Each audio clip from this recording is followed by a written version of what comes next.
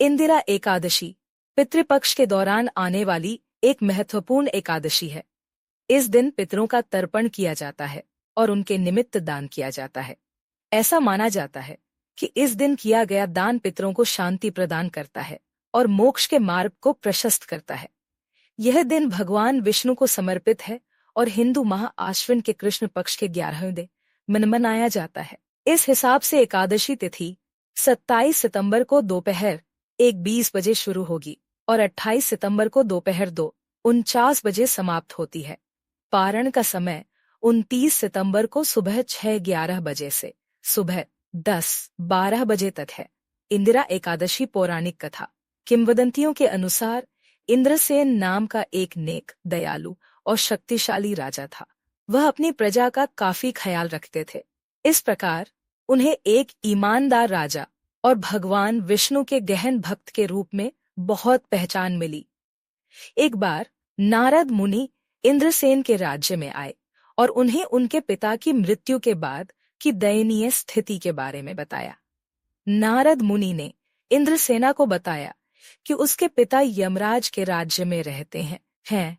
नारद मुनि ने अपने पिता को संदेश दिया कि इंद्रसेन को अपने पिता को उनके सभी पिछले पापों से मुक्त करने और उन्हें मोक्ष प्राप्त करने में मदद करने के लिए इंदिरा एकादशी का व्रत रखना होगा और साथ ही ब्राह्मणों को दान देना होगा। नारद मुनि ने राजा को व्रत के अनुष्ठान और इसे कैसे करना है यह समझाने में मदद की।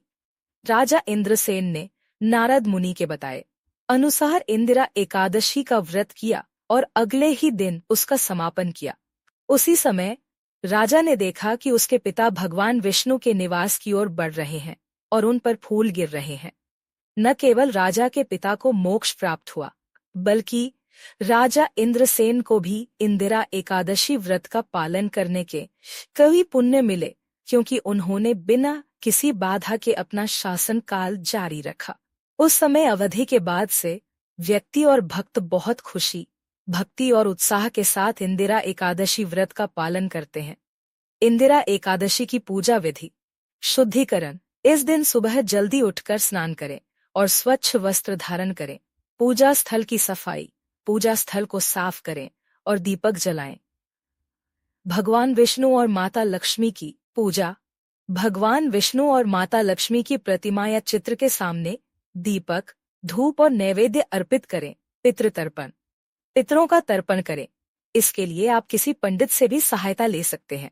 व्रत। दिन भर उपवास रखें। पारण। शाम को व्रत का पारण करें। पारण का समय जानने के लिए किसी पंचांग का सहारा लें।